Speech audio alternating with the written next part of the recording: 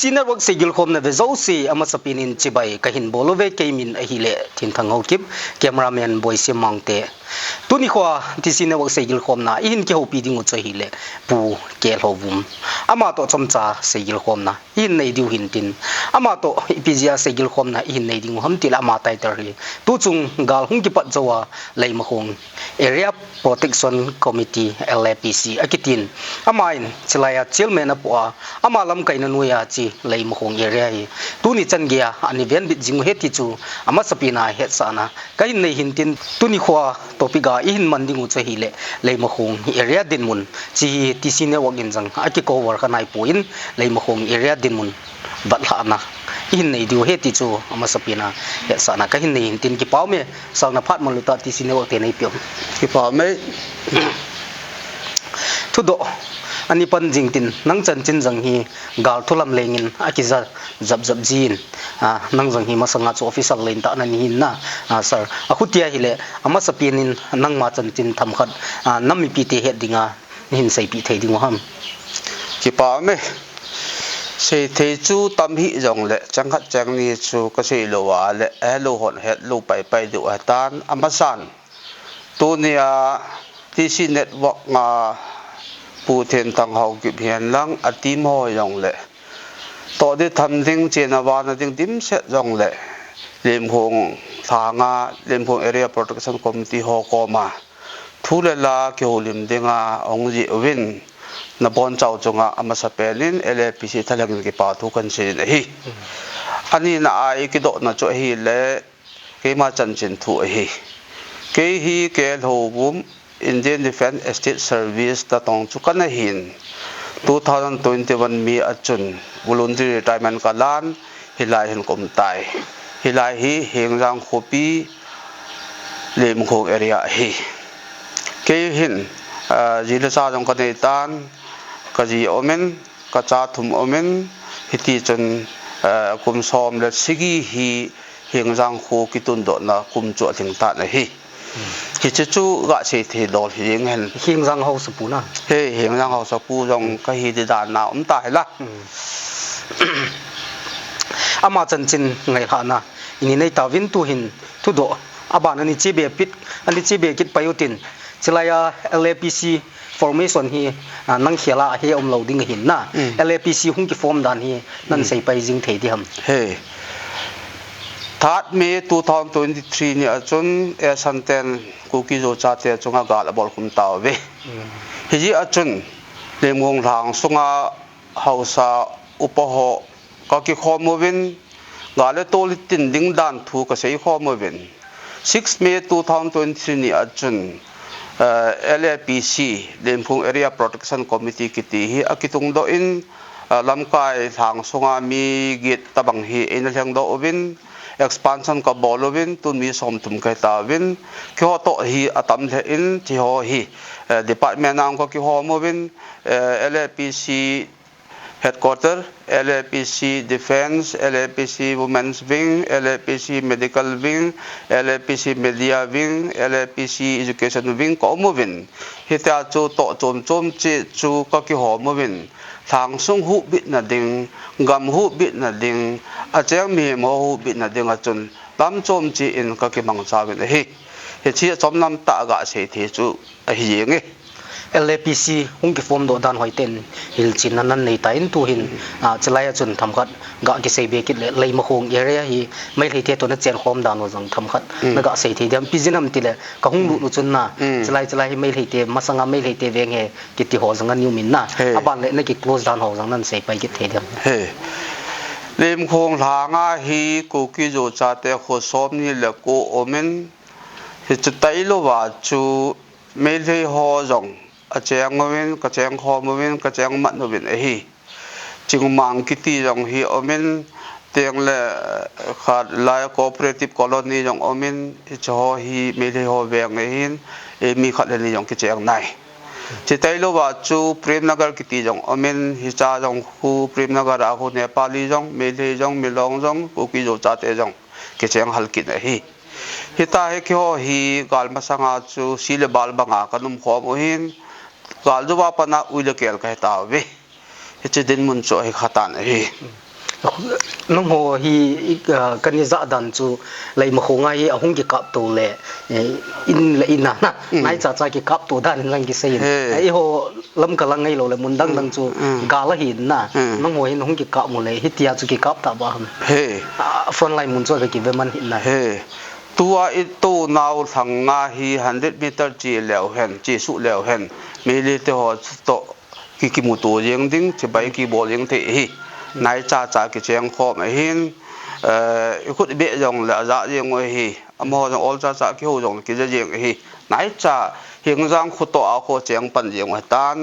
กาลตัวหงกิปัตนาปันจุนอีตัวนาวคูจงฮีลีเวลังหันกาบมวินลายจงฮีละกิโตวินหันกาบยังมวินฮีเกี่ยวกับเสกตัวเละก็จะก็เสียดิวมินอัตสันดีจุนอาสามไรฟ์ออฟฟิศเรียนตาหอตัวอันนี้กิโตขอมจีเห็นเอ็นกับเตียงเลยgovernment จะไปหอก็อุมาอามาหน่อยเหตุจงจูก็คิดปานักเหตุฮิตาจูกาลตัวลาปนาเหตุกินายจ้าไอ้ก็เจนพีเหตุเกี่ยวกับเนโรสตริปเห็นสักลังมูลเหตุสังลังมีเหตุแบ่งเหตุตาเนโรสตริปที่เสาตะเหตุกิโลเมตรสองตะบังเหตุเรื่องของดิบเฮดก็จะรับโกนา last point ฮาราอุเทลอามาหอนต่างนมตีวินมูลโจลขัดอมินฮิจันเกฮีเสาตะกระเจนผิวฮีเลยมาคงเอเรียอากิโคลซานโฮไว้เต้นนั่นหิลจินินตัวฮีa distance อีจันเกียหิตามนั้นเตียงนั้นเสไปกิเทเดียม distance สิจูตัวฮีไม่เลยเตียตัวจันเกียนี่กิแค่น้อมกติดันmentally and physically อ่องตัวฮีเกล่าเฮเลมีเรื่องหอจงรัวอิสยูจิงมังเล cooperative colony อมินอมอจงฮีอมอตัมนามอเจนหินจำคำตาวจูชิลโลกิปุโตจำคำตาวะยอดังเงินจงก็คิดว่าจับมาเจงนี่ตลกอยู่จูเตียงเลเกี่ยวมันน่าจงตลกphysically mentally totally cut off hita hi kium ta hi mo jong loi pai I het pi ho jong kon I bo jong lom ta lo chu lo ga te si ya le loi pai ho in ki sa lai da cement pu ho nel din pu ho thingun pu jong chu la ya hung lung ji ba thì là hung pu ju chu tua cho loi I ko pi I het pi ho lo si jong chu testing ha dinga phone ka ga bo je ko I man dom ta lo chu san gi ya hi relation hi lo ta bang ha ko hi na phone line hi physically ya hina chana ke kam cha hi kha ki cheng mat man ha ta chu lam thanga hi lam pi thong khat umin tin he che pakaro khat umin tin he che noya hi amo che achunga ki ho ka chen jeng wa measurement ball lew han 50 meters kalwa la ki gal mu the hi dham chi bai jong ki ball the hi bo che tua jong hi tua bo hi anai ho jam gam ta wa na chu ti lo hi le ki gal mu the amo pao jong pao jong ki ja tu jeng ni he bo chu nai cha ka chen wa hita he ki sa jeng he ki kap tu jeng he bo chu nang ho leim khong ni re ka ven hi le I ga vana hi le wang chu na noi chana very close hin ha wang ha sa thowin tin izang le to hin thu do na aban ni nei be ki tin LAPC hi itilam dola ni ki vai hom tiang nan sei ki thei diam ki ho hi LAPC hi thang sunga hausa hon tun do hi ya hausa hon LAPC atun do hin galatul ting dinga tun do hi ya he ki ho hin galatul akitin ding ta hi le fan jong ni ngai jin department jong hon ngai jin thang sunga na tong thei bol the na nei ja chom ho jong hi la lut khoma I thang utin he ti chu ya chu funding langa hi se ya hi le thang sunga service ball ho company na tong ho milham ho ama capacity dungju ya rate ki sema monthly contribution kila ani na chu LAPC hi azo ase ma bangwa department ki honga ya LAPC headquarter hi apex body akine ya abana che LAPC defense LAPC medical wing hon akisukha ho major minor casualty ho yen lang ana asa hi jong le medical wing hon urgent ho ya atel defense ho hin frontline bunker ho lo si asim bu mo wa volunteer ho post commander ho asim mo wa thilelo ho asu tu pi wa frontline duty bol sa wa gam logo anga wa ki kap to na jong pan ala wa gin non the ha gin the all gin the zat zat hi ki hol khoma amo hon hang san ta sang la gam ngai lu na hilai hi atin hi ja defense hon ateng le nu te jong uma women's wing uma ama ho jong hin he che sang sunga esu boi the ho adi a government force ho state force ho hi ong lu di ki da da hi ja ong lu diu thu ka da tiang le strategic location na nu te hi mi ja khat jani hi ki sa ji a thang nga nu te lam kai ho hin thanga nu te jo si ko ko ma hi ta gi na tin ji hi ja women's wing ho duty min duty chi ja ju kham sa ba lo la ai azu jong ane ho jong nu ten atin hi ja ateng le media wing jong kumawa function ho rally ho firing ho adang dang ho ajong hi LPC media wing hon cover abol ba video asim ba photo la hom ji ba hita hi higher authority CSO alin ho ki thot son ji a kyo activity hi update ka bol ji ba ji media wing ho na to pi pen chi ji nga ateng le le sit na idam lai si wa cho le sit chin ai hol diu ji a chu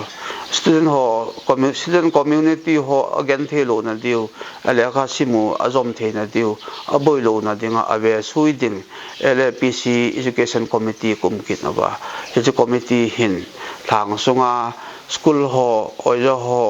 ateng student ho hi asim tu mu wa koi ma thasit sa lo ding patasa school class exam ho bol sa jing ding ateng le am ho requirement ho jong hi kibet pi a ateng le volunteer ho hian lang post commander ho jong le anaw te acha te oma hi le ele khasim na ba ama hon la volunteer ho le post commander hon la sumla pai lo the te lo wa ya chu frontline duty bol ta ji wa chu acha te naw te hi school kai na wa concession ka bol sa wa school authority ho to ki tu a hita hi education wing te na to chu hi ja ateng la dang hi hita hi hosung hang sunga hi to de tham de ong ki si le thasili la ki bola adi a army ho to ki cheng hom ja 57 mountain dip to ki cheng khom hin tin amo jong hin dan le mol ani ya emil te chun la dan le mol chon hang pia ki hebe se lo ki jui be se lo ya cham that na hin ko mang te hi ya hi army ho to ke khil to na jong ka la la jap ji a hi lai pa ki kan tup ji a LPC hin hi tai thang hi kana tol ju hi ti de dan hin te ki pa om len LPC in na ki man cha dan na ki form dan ho hoiten hil chin nan pin toy thu do ha ban ni chi be kit len tu ma sanga lei ma hong army camp incident su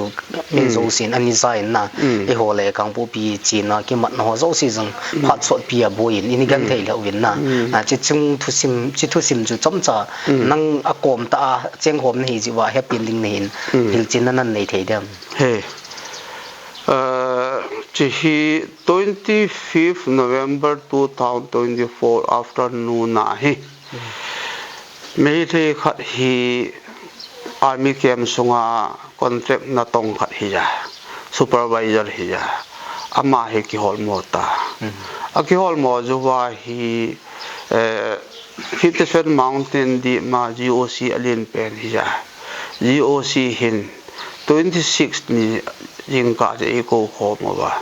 thang hau so yan lang LPC jong le ka chiwa ka kyo ho mo ba yu sin a sei pen chu ki ho kem sunga mi khat a ki hol mo hi ki ho dinga mai mo na len ta hi chun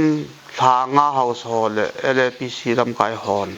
hi chi full cooperation nei pi wa I hol khom diu hi no ho ko ngo pu ve ama wang cooperation nei pi diu hi ti chu army hon ke chi tan a se jobin lang khana igia la army te hi na sa ta hi neutral force hi win without evidence a hi e mo ngo po win chi hin army te chunga ki pa na jong I phung do ben hi chuti lo le aspa applicable hi ya I khu I ve ngu hi na sa ta a chu chi nu wa in le lo a hal wa e wo o gin mo a mi amat chop chop yeng thei hi ya so bol po win kang cha na atong win public no appreciate ki bolin chi a jong hi ama hon khutum khuli hi operation na bol win hi chan mi jong suboi po win patesa chu amang pa ki modham ti a cho wale le jong na be a hin la chan gi ya mi pi su boi na cha nei po win hi ti chun tu ne chan gi ya hin koi bol ham ti chu ka he po win amange ti bu chu ka he win I ho jong hi thei I be te jong hi thei e san te jong hi thei hin hi chi ya chu lem khong la nga army kem sunga amange ti bo chu kinin la be ya ki he e bo win ama wang hi chi bol hi amo kiloi khom na bol hi ti chu koi ma cha na ki se thei pon hi ji a hi tu chan gi ya he army hon na la jin lu jong amu hamu lo ham jong cha sei ta po win tu chan ga ki hol je nge ti wang chu ki hon ka he wen hi tuin chu do ani che be kitin chilaya me le aman thu ho cho hoiten hil chin nan pin tuin thu do aban ani che be kit len to ka do nom chu LAPC hi ku tu to hin na relationship mu itabong hiam kut ipizia chu ka sem del LAPC hi achum ben ake vai pu kin na chilaya jong chun tham khat ka sei be kit nomin lai hi hang neu cha hin na survival na dinga chu cycle hang sang ajang neu jada nin ka mun na akhutia hile LAPC lei mo khong area protection committee ho hin fan ho na for injo na sei tan fan ho ajang hungai di tan na volunteer ho ne la cha di be sum hungai ding hin chi sum ho hi na hoila ya fan source of income ni ki lawa hi chan ge hi na ki ven zo na lai ham tiang nan se ki thei dia funding pa to ko tu relationship na hi chi hi LAPC hi ka sei ma bangin 6 May 2023 ni a thang house hon 29 village chief hon 8 do hin gal le to ting dinga chu he chi mo pon len ta ha ke tu tan hi ye chun ke ho hin chi ke bol dinga a ke tu the na dinga he ye chu requirement tam ta o mai hin ya hi funding hi angai ka sa win thang sunga service ball ho jong alien ball aneu ball omin category ka se movin atam to je thom to je ka ball obin ateng le company na tong ho jong private na o je ho jong athom to je tam to je ka ball obin fixed income ne lo mi lam ho dinga jong chu thasia to ti jong ko ko ngobin ki cho hi a ho a house support an mo po a an don khoma LPCP dinga so hin hi chu internal arrangement a hin external arrangement na hi so pi ul now pa ma hon jong na sa ta de ki thopi ben he lim khong area ki u se hilowa kangpo pi district hian lang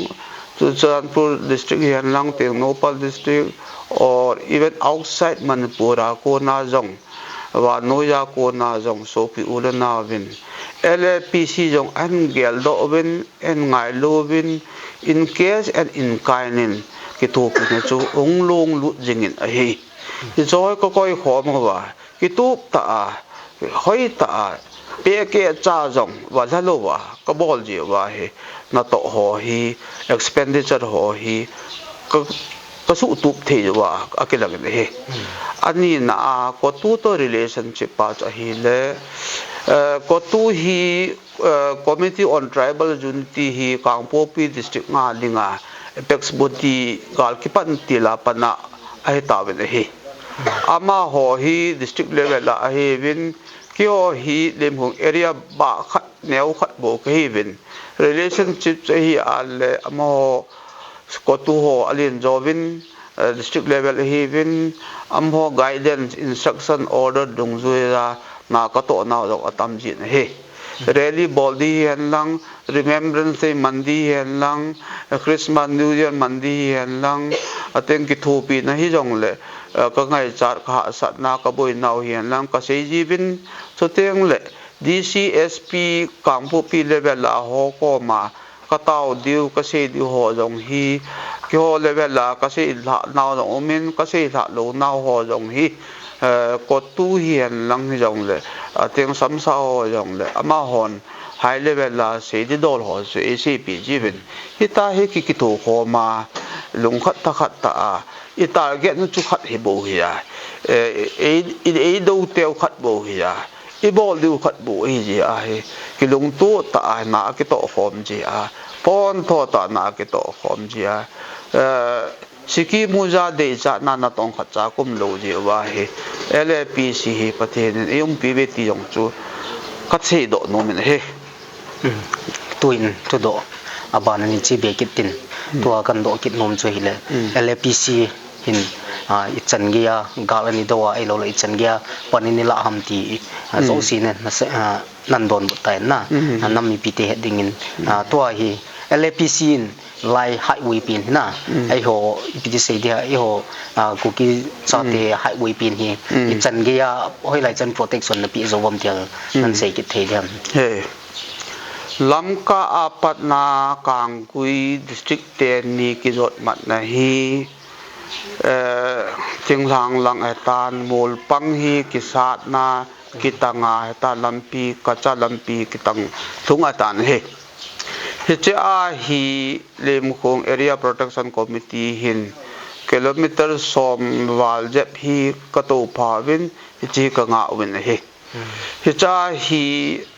sei dinga kho ta khada ka nei chu a hi le lem khong area sung le jinga jong hi sun ajana volunteer hon ROP achevin ache su ache to jong hoi tan gat abolovin to chung chona front line na jong sun ajana dable sale kil lang cha thu a hi volunteer hon jong duty abolwa ache su ache to ho agat suiwa anga tu mo hi hi cho tai lo wa jong hi lem khonga hi army ho jong omin amho to deal ki bol ji jong ja chom be khat omin tu chung me pa ki hol mo chung keu hilowa hi chama sang pe a jong chu army kem hi ki ho pa a hin amho jong hin patacha gate ni ane hin hi cha jong ache su ache to entry ball sa jiwa pha jong lut ji a hi jong le chi alo the lo a hin amo gam sung ki ho a hin e kha pi we jong le asi jong skini be se lo de ya hi army campaign na dinga lampel khat jong hi ni lo kho tan hi chi asim na dinga thale jong sumle pai hong lu thim de hin na teng le te ho dinga national highway or lifeline hi ta ji a hi le mo khong area protection committee ho ke use ngan che lovin civil body hian lang samsa ho jong le government sipai ho jong le government officer ho jong le emi lang ho zo se hin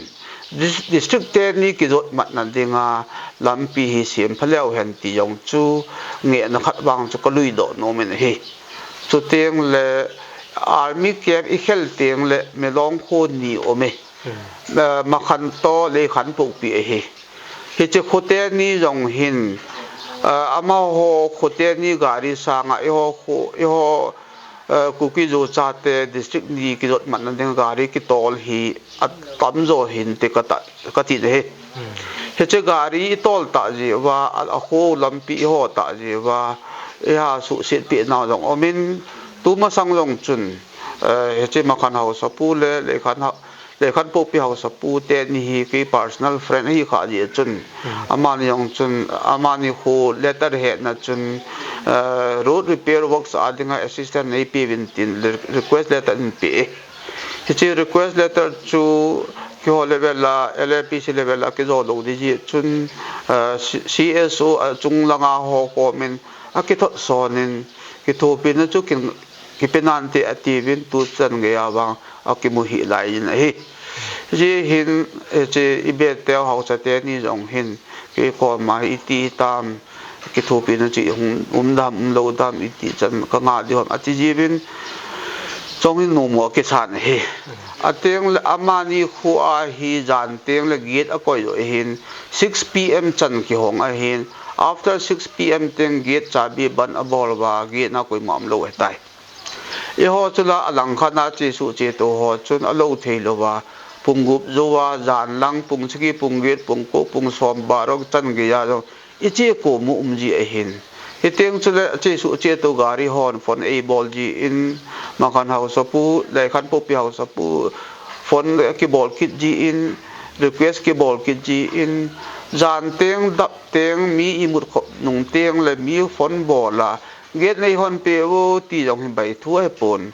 som be lang jen hi ki sei hong ai tan tu lang ai so pi be te jong hin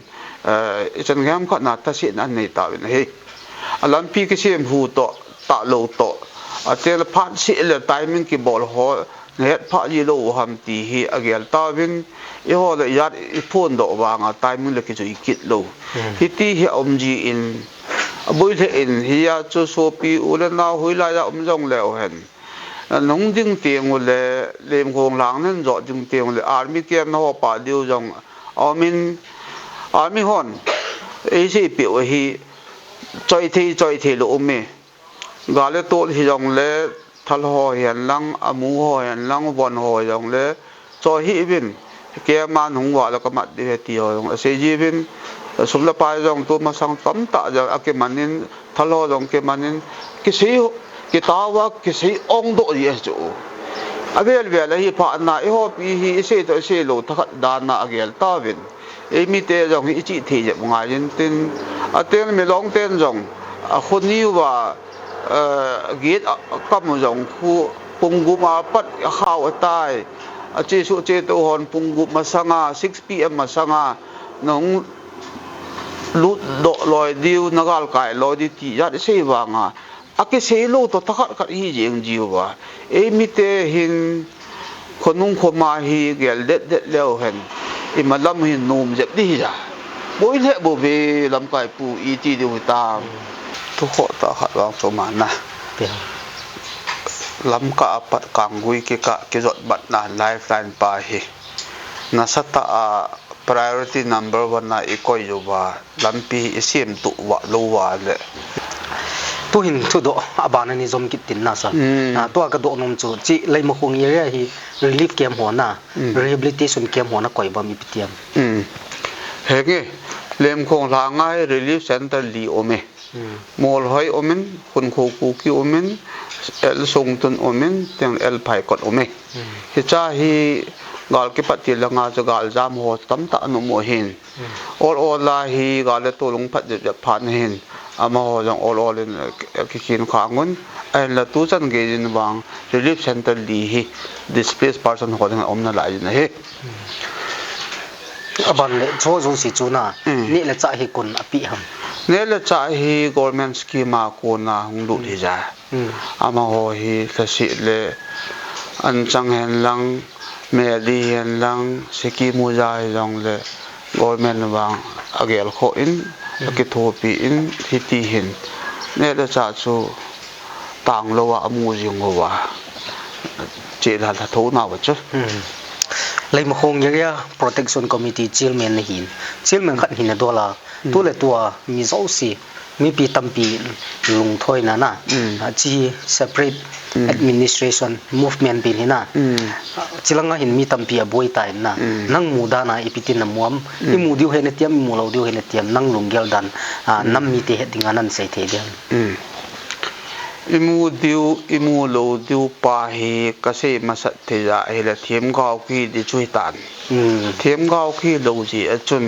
he lai pa chu ko chu che thei pun jong la ka lung gel tham khat wang cho men na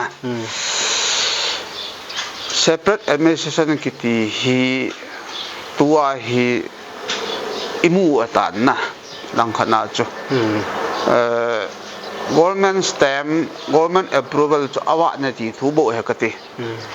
sante to e ho hi atum tuma kikimang chata atum tuma kikiwai pota ateng le ichen gem khat na chu separation chu umai ta government nin authority ta dan le mol order aso lo thu bo ta ikati he che dan le mol aso na dinga hi achang dinga lop i the na diwa hi yo nong ikiwo je ngai ka sa ya hi ga se dinga chu state government hian lang central government ho jong le tu chan gi ya hi decision cha la lo lai hi ya e ho jong hi lung sit ta khat hi naw chu eki thu pi du me set lo chu Mizoram ten na sa ta eki thu pi naw oging chu ki jajinga achi bo hi ja e ho hin state government of Manipura ko na support mo lo di het sa ya separate administration thua chu central government jong chun state government recommendation chu abet na hi le ima e ho dinga lo chu e ho jeng jong hi kilung to ta hi tu langa hi kilung to wa ki pa ta khat chu hi ya e ho jong hi ki lung to be set lo wa kamu kiloi khom na tambe se ta sa lagawa hi jong all hong ki to in tin lung khat ta khat ta na e to wa pathen hing jing chun e ki thu pi wa ai mo de chu kamu ha ya chu e ho jong hen diplomatic ta hi e ho jong kilung to diu e ki thu pi diu jong mi hol be diu so teng le central level la jong hi tham khat hi asung lut na tong the ho jong hi ki hol be diu hin tin hi te banga chun pangjing leo hen chol do lovin na tong jing leo hen ni khat le mu hi diu ham ga ve tau ti bible la Israel te to sin chu 3000 plus langal an sa jowa Abraham ko na in chimle 1948 Israel ten country khat statehood khat amu chala from Abraham till 1948 more than almost 4000 years chu his struggle evolve gal asat wa kum izat we na to tam gal izat we sat tam chiwa bo gam tum amu he kati ehon kum ni yong thing lo lai za separate mission chu imu pai yeng de ikinep jong chu igel khil dham katia tuni muchi itu wa jing teng le aga i go hol pai yeng lo ya the dong ak muchi chun aga amuna dinga ni ko pe ngai chu la kitabang ma chu kum khat la ke bo ki sa na lai za ki phin na lai za i to do ho jong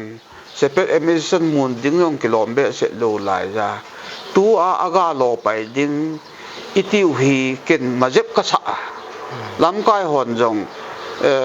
kase ma banga state level la jong central level la jong ki thupin amu lo lungset ta hi wa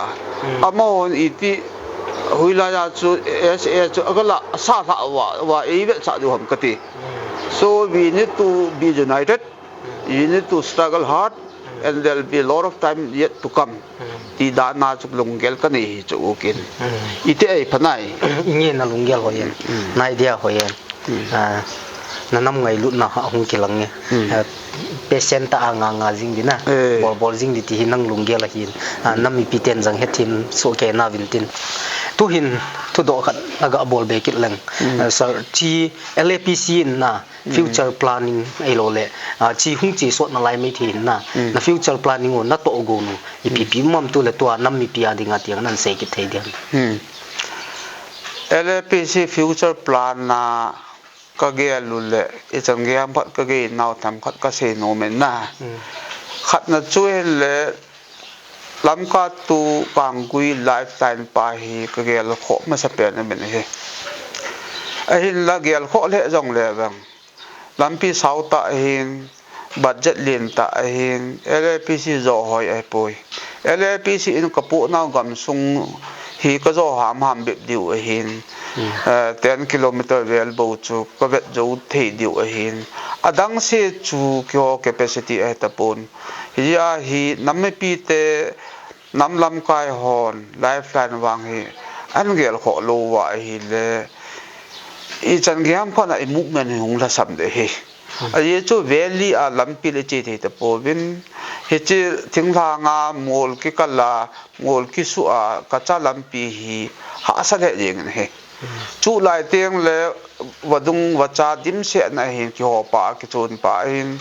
teng le lampi le si ho jong mi truck len ho che le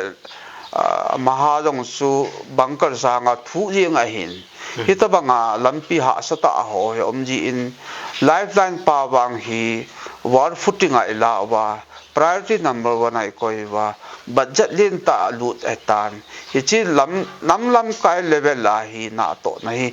agel kho di jong kata sanin zo jam tek langa jong ku ki in pi man pul na tong tai ti jong ki jan hi lang nga jong hi tamta awa le na lai ne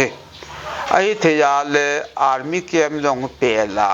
sa langa khu lampi ngon ding lunggel jong ka ne ju ne he cho teng le lem khong thang pam je ma jong khu wadung ni le thum o mai hin he cha wadung chunga do ding thi le Bailey Bridge hi jong khu army ho ko ma ni ka thu mo hin wadung neu cha wozu lai teng ha na har kit tho gari ho che the yi lo hi ja ho Bailey Bridge thi le ni ka thu mo hin army ho jong hin 57 mountain deep jong hin serious tan ela pi win amo hin higher authority ho ko ma recommend a bol wa thot chon atan tu ne chan ge ya wang chu project chu ong lo thing hi lai jin chom phat inga deu hin te ya chu lifeline number 1 hi ko future plan na ka gel kho pen ta hin ani na chu volunteer ho post commander ho bunker ho hi ateng achoi ju aka mu aging ho jong hi hoi jep hen lang hat jep hen lang hi ti chun lung chutile phang sunga acheng ho hi lung mong jep che na lai de hin tua jong cho hoi mo pon hoi che hen ti chu ke gel khat chu plan a hi chuteng la sunga cheng hi tu chan gia hi 30 times ta bang hi ki kap ton anom tan mi nga lang jong hi le mong thang a mo lim tan a ki sukha jong mi nga mi gu ki su na sata ki sukha tan pathen lung se na wang koi ma kho hi a ki hal la pon koi ma in jong hi boi pon azam khat le ni chum nan te a thang pia sei dinga le mong thang ka det chet na lai jewin pathen ni ki thu pi naw edin pi naw he ti kala win hijia he tu a jong normal life a manding hin kho manding tiong ka ge lovin school kai di hian lang low ball di hian lang nele cha hol di hian lang atel mi pi hi lung mong ta the na diu hi ele pi si to gun khat jong cho hin he cho hi ta phat iga lui do no mo jin ten cho hi kho ke usa kho de ke usa che la the jong ompon kho level la che la the jong chu khat le ni chom nan te la alin zo atam zo hi pa ma so pi hon nen gel do wa ilai line pa wang hi la le the better a hi sin do lo nga in te ti ka taw aw he nye pa om le zingin the future planning chu nong hoa ding keu se helovin nam mi pi ding keu nam mi pi ya zo sia ding hin na aba a hoi le zinge to hin to do a chaina langani luta tin tu ni khwa hi leima khong area protection committee chairman hi na dola na nam mi pi te nga message chom chanin pi ti thei dem nami pi te ko ma LPC ke le khom na neu cha hin katin nom na pen tau cha hi le yum chan hi I khelung ai ka san he kilung to na ki ngai lut na pan khom na gal sa na hi itha kang lo diu khat na ka se nomin ani na a chu yum chan hi zu kham sawa lo le ai ka ni le bol pathen de lo lang pathen e pan pi lo wa li ho chu upai ne lo hin pathen pan pi the na dinga hi ilung pu nu hin kho ikiman chau wang hi na sata drastic change om ngai ka sa ne hi teng le ประเทศนั้นลุงเสียนั่นตินประเทศลุงเสียสาวตายประเทศโบกุว่าเลยอิมสันเวียดนามประเทศนั้นประเทศจะโบนุ่มโลหลายดำกติยาฮีประเทศนั้นไงลุว่ากิทูปีนุ่มวังว่าสันเวียดนามเลยหาซายินหลายเห็นตินสัมผัสถูกกินหลายเห็นติประเทศนั้นกินในปีฮียะนั่นดีว่าปีฮียาฮีสัมผัสฮีที่ท่าเสียมดิวตาสาจงตะกาวาจงกิเสียมพระเจ้ามุฮิตินประเทศละเทดอลเห็นkoมังเล่าเห็นประเทศที่เสียมจุลวานเลยเสนาอามาทูเสละเห็นยังประเทศที่เสียมปาโกมาจูอิตาวว่าอามาลุงโตกิตุเห็นkoอิมันว่าเลยkoยาจามดำ separate mission จู separate mission เกี่ยวกับว่านี่ขัดเลย country จงอิมูที่อยู่จุละเสียมปาลุงไทยปูเลยกติที่อาจูน้ำมีปีเตะก็มาอิตาโนนับเป็นจูอินโฟเขียลุเตประเทศเบลุเตไงลุนอินกิโลข้อมูเตมาจังตุมมาลุงเก่งนะฮีดาลาวเตฮิติจุนอัปลจูอเกจูออลเกลุเตอีบอลดิวปาบอลพัดดิวเตตีวางจูก็ตะหลังโนมฮิจาก็ใช้ขิลตะจงเล่ที่สร้างพระเจ้าลำปีเหตุโดจงเลยยอทูตันตินลำกายหอนผงจัลตันตินเกี่ยวจันทร์ไม่เห็นโนตุนิขวาที่สินะรักเสียงคมนะอินเกี่ยวปิวปูเกลหูบุ้มLAPC Defense Chairman amato ihung ki holim naw hichan chu hitan tin a chaina ka seinom chu chi leimhong Area Protection Committee ho jang hi a chumbia ki vaipu wa aiwanga chu adang ho to chun a relationship mo hoi tho to a chumbia amo hin leimhong area zo si hi protection a pi wa aga wa chi ji a chu nu naw chapong ho zo si jang kho sunga lungmung ta theu he ti chu a chaina ka in seinom ki nin tin chi leimhong area jang hi front line a hin masanga chu a ke kap no jong chu a thupi thein in vezing win amoi mundang tabang lo su to ke kap ji we tiang chu het sa na ka hin nei kin hin tin he chi ti sine wak segil khomna i hung ke holim naw hi chan chu tan tin ti sine wak segil khomna be zau se a velin na chung che wa ki pa thu ka hin se ki pa me sa ki pa me se je nge dam so nan